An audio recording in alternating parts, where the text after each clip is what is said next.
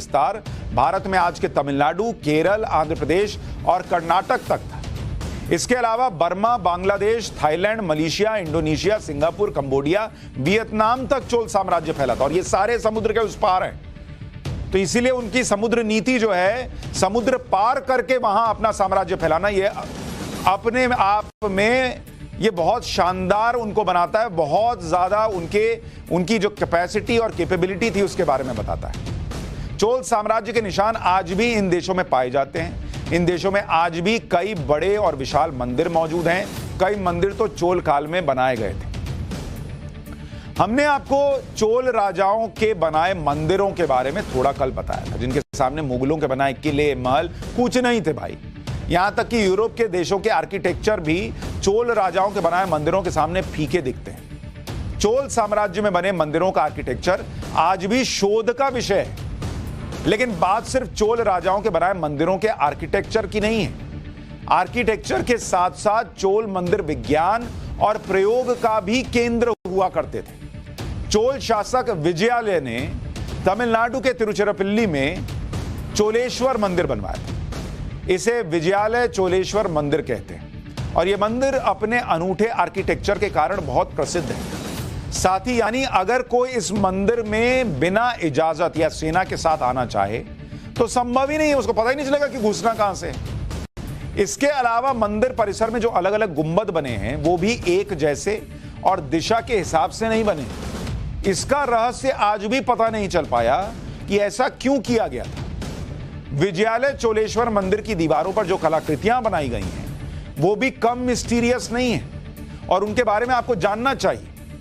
विजयालय चोलेश्वर मंदिर की दीवारों पर विज्ञान का वो चमत्कार अंकित है जो आज के हाईटेक साइंस के समय में भी बहुत रेयर है। इस मंदिर की दीवारों पर बनी कलाकृतियों से यह भी कहा जाता है कि चोल राजाओं के समय में जानवरों को जेनेटिकली मॉडिफाई किया जाता था। यह दावा किया जाता है, ये जो आप तस्वीरें देख रहे हैं इसमें दावा यह किया जाता है कि ये जो कलाकृतियां बनी हैं ये जेनेटिकली जानवरों को मॉडिफाई कैसे किया गया था उसको दिखाती हैं और क्रॉस ब्रीड नस्ल तैयार की जाती थी उस जमाने में, यह दावा किया जाता है। सोचिए अगर यह दावा सही है तो चोल राजा जो थे या हिंदू चोल राजाओं का जो साम्राज्य था वो विज्ञान साइंस के मामले में उस जमाने में कितना आगे था। जैसे हाथी और शेर का क्रॉस ब्रीड याली, उस समय हाथी को यानाई और शेर को पुली कहा जाता था। इन दोनों के मिलन से याली नस्ल का जानवर बना, जैसे आज के दौर में लाइगर तैयार किया जाता है और यह कुत्तों की अलग अलग क्रॉस ब्रीड से तैयार किया जाता है। विजयालय चोलेश्वर मंदिर में न केवल जानवरों पर प्रयोग होते थे बल्कि इंसानों को भी जेनेटिकली मॉडिफाई किया जाता था, यह कहा जाता है। ये तस्वीरें आप देखिए जो विजयालय चोलेश्वर मंदिर की दीवारों पर बनी हैं। इसमें हाथी और शेर के क्रॉस ब्रीड से बने याली के शरीर पर इंसानी चेहरा दिख रहा है। इस नस्ल को निर्याली कहते थे। यानी उस समय में 1200 साल पहले चोल शासकों के दौर में विज्ञान ने इतनी तरक्की कर ली थी, दावा किया जाता है कि वो जेनेटिक एक्सपेरिमेंट करके नई नस्लें तैयार कर रहे हैं। विजयालय चोलेश्वर मंदिर की अलग वास्तुकला के पीछे यह भी एक कारण हो सकता है कि वहां जेनेटिक एक्सपेरिमेंट होते थे। मुगलों के दौर में इस तरह के एक्सपेरिमेंट के बारे में कभी आपने सुना है? बस केवल कहने के लिए महान का रट्टा आपको लगवा दिया गया है। अब आप समझिए कि जिस काम को चोल राजाओं ने कर दिया था उसके बारे में मुगल सोच तक नहीं पाए, लेकिन मुगल दौर के आर्किटेक्चर की तारीफ होती रही। कीजिए ना तारीफ, कौन मना करता है, लेकिन जब उससे बेहतर कुछ है तो उसको कहां साइड में डाल दिए भाई। उसको भी तो इतना ही कूट कूट के दिमाग में भरना था। आपको चोलों के बनाए बृहदेश्वर मंदिर के अंदर का दृश्य दिखाता हूं। बृहदेश्वर मंदिर को राजा चोल प्रथम ने बनवाया था। यह मंदिर यूनेस्को वर्ल्ड हेरिटेज साइट में शामिल है। इस मंदिर की भव्यता और इसका स्केल मुगलों के दौर में बनी इमारतों से कहीं ज्यादा है। इसके अलावा चोल शासकों के बनवाए मंदिर उस दौर में स्थानीय व्यापार को बढ़ाते थे। भक्तों के आने से स्थानीय लोगों को फायदा होता था। साथ ही संकट के समय में लोग इन्हीं मंदिरों में शरण लेते थे। जैसे अकाल, महामारी या फिर शत्रु आक्रमण के समय ये मंदिर लोगों के लिए आसरा बनते थे, इसलिए भी इतने भव्य होते थे। इस बात के ऐतिहासिक प्रमाण हैं कि जिन राजाओं का कब्जा समंदर पर होता था वो राज्य ज्यादा धनवान होते थे। चोल राजवंश के पास समंदर का बहुत बड़ा इलाका था। अब आपको एक मैप के जरिए समझाता हूं कि चोल साम्राज्य कितने बड़े इलाके में फैला था और वो किन इलाकों में व्यापार करते थे और उनका असर किन इलाकों में था। इससे आपको समझ में आएगा कि कितना विस्तृत साम्राज्य था इनका। यह व्यापार के लिहाज से आपको समझा रहा हूं। दक्षिण भारत का जो हिस्सा पीले रंग में आपको दिख रहा है वो चोल राजवंश का इलाका है।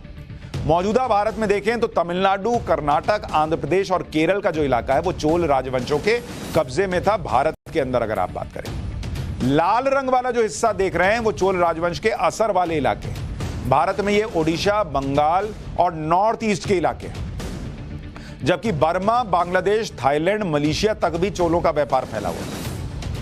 हल्के नीले रंग का जो रूट आप देख रहे हैं ये बिजनेस रूट बताया गया। इसी रूट के जरिए चोल राजवंश दक्षिण भारत से चीन और सुमात्रा तक व्यापार करते थे। देख रहे हैं कितना जबरदस्त फैला हुआ है इनका पूरा जो ट्रेड कहिए ट्रेड। व्यापार के मामले में चोल राजाओं का सबसे ज्यादा जोर समुद्री गतिविधि पर था, जिसके कारण वो चीन और दक्षिण पूर्व एशिया में अपना व्यापार बढ़ाने में कामयाब रहे। चोल राजाओं के कारण ही दक्षिण भारत के राज्यों में समंदर में व्यापारिक एक्टिविटी बहुत तेजी से बढ़ी। भारत के पश्चिमी और पूर्वी तट के कुछ हिस्सों पर चोल राजाओं का कब्जा था, जिसके कारण उन्हें समुद्री व्यापार में काफी फायदा होता था। चीन के तांग राजवंश राजा शैलेंद्र के अधीन वाले श्री विजय साम्राज्य और बगदाद के अब्बासिद खलीफत चोल राजाओं के मुख्य बिजनेस पार्टनर थे। 1077 में चोल राजवंश का एक दूतावास चीन में खुल गया। उस जमाने में चीन में दूतावास, आज आप सुनते हैं ना कि आपका दूतावास, भारतीय दूतावास सुनते हैं, वो चोल राजवंश का दूतावास चीन में खुला हुआ था। ऐसा बिजनेस चल रहा था। यह दूतावास एक तरह का बिजनेस सेंटर था जहां आने वाले व्यापारियों को काफी फायदा होता था। उस समय कुलोथुंगा के पास चोल राजवंश की कमान थी। सुमात्रा में मिले खंडित तमिल शिलालेख में मर्चेंट नाना देसा के नाम का जिक्र है। इससे पता चला कि चोल काल के दौरान विदेशी व्यापार सक्रिय रूप से होता था। चोल राजवंश का फॉरेन ट्रेड अरब, ग्रीस, इजिप्ट, रोम तक फैला हुआ था।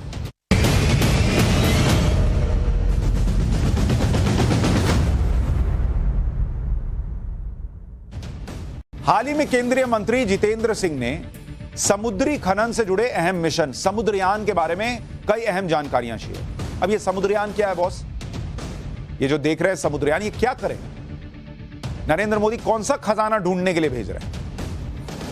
मिशन समुद्रयान के तहत समुद्र की गहराई पर मत्स्य 6000 नाम का डीप सी वेहिकल। सबसे खास बात है कि इसे स्वदेशी तकनीक से चेन्नई के मौजूद राष्ट्रीय समुद्र प्रौद्योगिकी संस्थान NIOT ने एक ज्वाइंट मिशन के तहत तैयार किया, मतलब अपने देश में बना हुआ। इसे बनाने में IIT मद्रास और भारतीय स्पेस एजेंसी ISRO की भी मदद ली गई। इस वाहन के साथ 3 लोग जा सकते हैं।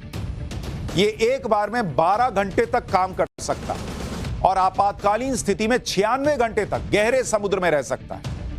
करीब 2.1 मीटर व्यास वाले इस व्हीकल को टाइटेनियम धातु से बनाया गया ताकि समंदर की गहराई में पानी के दबाव को यह झेल सके। बहुत प्रेशर होता है नीचे। इसके अलावा पानी की गहराई में माइनस में तापमान होता है। बहुत गहराई में जाइएगा, ठंडा, एकदम ठंडा माहौल। तो घंटों काम करने के लिए एक एडवांस तकनीक से बने व्हीकल की जरूरत पड़ती है।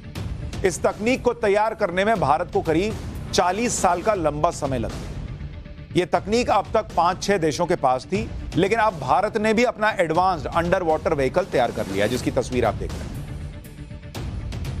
मिशन समुद्रयान भारत के लिए गर्व और सम्मान से जुड़ा हुआ एक मिशन, क्योंकि अब तक इस सेक्टर में अमेरिका, रूस, फ्रांस, जापान और चीन बस यही थे।